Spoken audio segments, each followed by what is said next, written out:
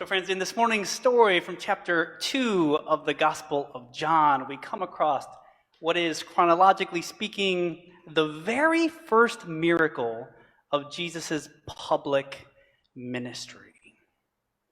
But John, the writer of this gospel, doesn't just call it a miracle. He actually calls this a sign. And what he means by that is that it's not meant to be just a raw display of supernatural power, but rather he means that it's supposed to act to us as a sign. It's meant to point us to something important about who Jesus is. And when you put it like that, it kind of feels like there is a lot at stake in this miracle. Because Jesus here isn't just performing some sort of parlor trick for us, but rather he is advertising to the world for the very first time something important about what he is all about. And with the stakes thus heightened, what is it? What is it, pray tell, that the Messiah, the Son of God, the Word made flesh, God Emmanuel, what is it that love in human form chooses to expend his omnipotent power on for the very first time? Does he feed the hungry? No, he does not. Does he heal the sick? Again, no, he does not. Does he cause the lame to walk and the blind to see? No, he does not. Does he bring someone back from the dead? No, he does not. He will in due course, but not at this moment.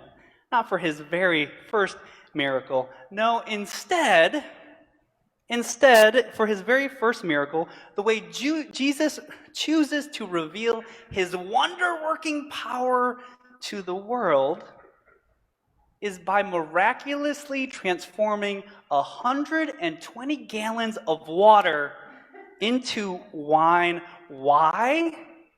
In order to keep raging a 7-day-long party. Now, we don't talk about this a lot at church, but Jesus here is exuding some real frat boy energy, isn't he? So the question for us today, I think, is what does this sign, frat bro-y though it may be, what does this sign have to tell us about who Jesus is, and potentially what we, our followers, should be, what we should be about as well? And to find the answers to that question, I think what we need to do is to parse the story that Stephanie did such a great job reading for us this morning. Because as you will discover as we work our way through the Gospel of John, and I hate to say this out loud, but for the next 15 weeks, we're going to be journeying through the Gospel of John. But what you will discover over these next 15 weeks is that out of all the Gospels in the Bible, Matthew, Mark, Luke, and John is the least straightforward. There's so much nuance and subtlety in what he says. You really have to take a really close look at all of his stories. So again, this is the story that we just heard read. Jesus, Jesus' mother, and Jesus' disciples are at a wedding feast in the village of Cana, which is just a little village located 8 miles due north of Jesus' hometown in Nazareth.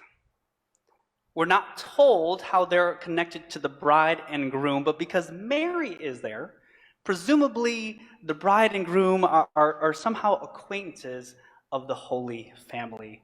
And the disciples are just there as Jesus' plus 12. And it turns out this is actually a thing that happened. Your students would come to a wedding with a teacher. It was a thing that happened. Now, at some point during this wedding feast, which customarily would last 7 days, Mary becomes aware of the fact that the wine has run out. And while even at a wedding today that would be considered a social faux pas, back then it was even more so. It would have been a matter of great shame for the bride and groom. The guests would have perceived it as a huge lapse in hospitality. But again, we're not told why the wine ran out. We don't know whether it was poor planning on the bride and groom's part, We don't know if some unanticipated guest showed up and were drinking more than their fair share. And we don't know if it was just a simple matter of poverty and there was never going to be enough wine for everybody to drink in the first place. Those are all interesting questions, but the story simply does not tell us. In any case, Mary brings this fact to Jesus' attention, to which Jesus replies, and I quote, "Woman, what does that have to do with me?" Now, I recognize in English that sounds pretty bad.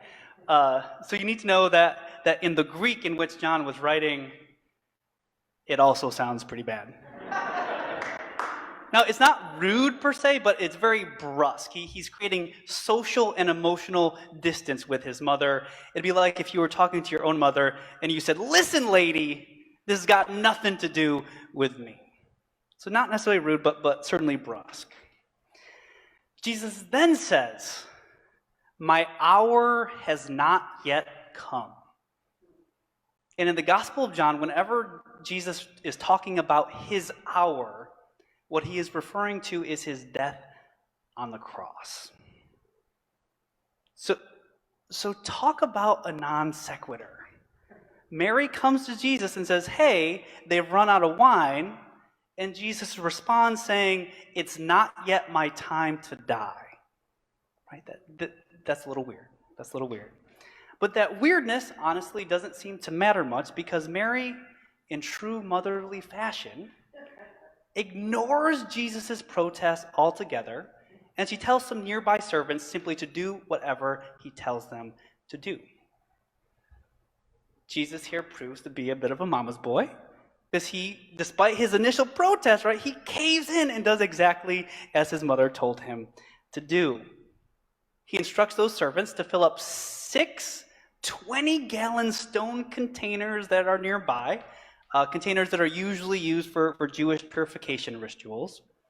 And the servants do exactly as they're told.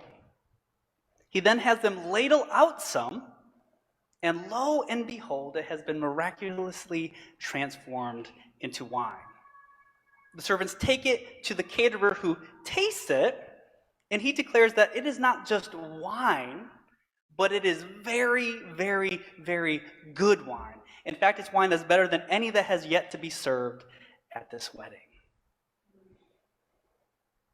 And so it is, the wedding feast of this unknown couple, tangentially related to the Holy Family, can continue on uninterrupted. This is the story of Jesus' very first miracle. Now, for as small, right, as small and underwhelming as this first miracle may appear, and honestly, for as strange as it is in the way it plays out in this somewhat bizarre interaction between Jesus and his mother, I do believe that this miracle, this sign, is actually pointing us to something profound. And that something, I believe, is something to do with joy. Because there is a way, isn't there? There is a way that we can throw ourselves after life. There is a way that we can throw ourselves after the pursuit of happiness and joy and pleasure. That as we do it, it's a way of denying or ignoring the harder aspects of life. And when I say the harder aspects of life, what I'm talking about is on a personal level. I'm talking about our struggles at home, at school, at work. On a global level, I'm talking about the violence and war that continues to plague our world. And on a universal human level, I'm talking about the fact that at some point, all of us are simply going to cease to be. At some point, we are all going to die. And there is a way, isn't there, that we can go and drink and party and go on 7-day benders with our friends as a way of putting out of our minds all of these hard things, all of these uncomfortable facts about our existence. And I think if we took just 2 seconds, we could probably point to someone in our own lives, preferably not in the sanctuary, but we could point to someone in our own lives who is living their lives just like that. But there is also another way of practicing joy, isn't there? Another way in which we don't close our eyes to the hard places and the uncertainty of life, but rather there is a way where we take all of those hard things in fully. And rather than letting them overcome us with anxiety and dread and fear, we let them instead just give increased poignancy, increased meaning to the present moment.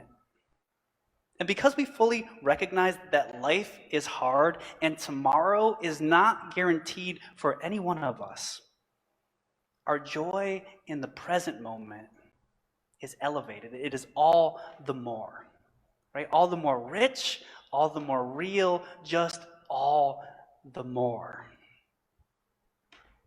And so, resting in that kind of joy, of course, we're going to have a second round with our friends. Maybe we're going to have a third round with our friends, even if it means we have to Uber home, because life is short and this present moment is such a precious thing.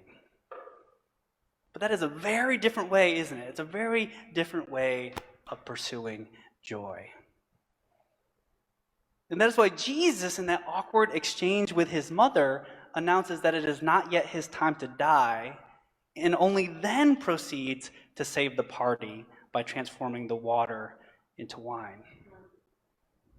The joy that he's living, the joy that he's pointing to with this sign, the joy that he's inviting his followers into, the joy that he is all about, it isn't joy in denial of his death that is looming out there on the horizon, but it's joy that is made all the richer in the present moment because Jesus knows that his time on earth is short.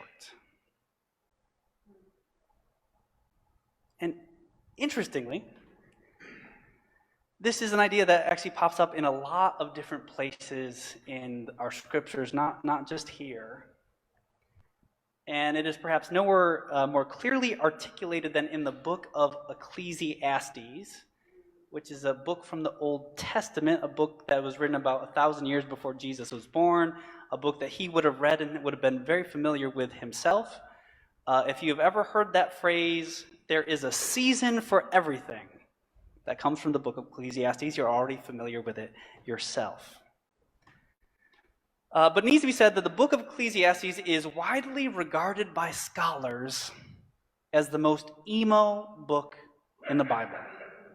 Because from start to finish, it sounds as though it is written by an angsty teenager. Unless you think I'm exaggerating, I'm going to share with you the opening lines of the book of Ecclesiastes. This is Ecclesiastes chapter 1, verse 1. Meaningless, meaningless, says the teacher, utterly meaningless. Everything is meaningless. That is how the book starts, and it only goes downhill from there. This teacher goes on to articulate how various aspects of human life are meaningless. Some of the things that he declares are meaningless is wisdom. Wisdom, he says, meaningless. Pleasures, says the teacher, meaningless. Riches, says the teacher, meaningless. Doubly meaningless. Social advancement, says the teacher, meaningless. Human achievement, meaningless. All of these things and more Ecclesiastes declares as meaningless. But I want you to know today that the Hebrew word that is translated in most versions of the Bible as meaningless, in Hebrew, that word actually means breath or mist or vapor. Breath or mist or vapor, which means it hangs in the air for just a second and then it's gone. Right? It's fleeting. And if you'll permit me some special effects, right? Can you see that? Mist, vapor. It hangs in the air for just a second, and then it's gone. Life, says the book of Ecclesiastes, is like that. It's breath, it's vapor, it's mist. And so after this extended meditation on the mistness, the vaporness, the breathness of all life, what conclusion does the teacher in Ecclesiastes come to? It's pretty great, so I'm just going to read it to you straight here. This is what the teacher says. The teacher says, I have observed something else under the sun. The fastest runner doesn't always win the race, and the strongest warrior doesn't always win the battle. The wise sometimes go hungry, and the skillful are not necessarily wealthy, and those who are educated don't always lead successful lives. It is all decided by chance, by being in the right place at the right time. People can never predict when hard times might come. Like fish in a net or birds in a trap, people are caught by sudden tragedy. So go ahead, says the teacher, eat your food with joy and drink your wine with a happy heart, for God approves of this. Wear fine clothes with a splash of cologne and live happily with the person that you love through all the meaningless days of life that God has given you under the sun. For when you go to the grave, there will be no work or planning or knowledge or wisdom. There will be none of that.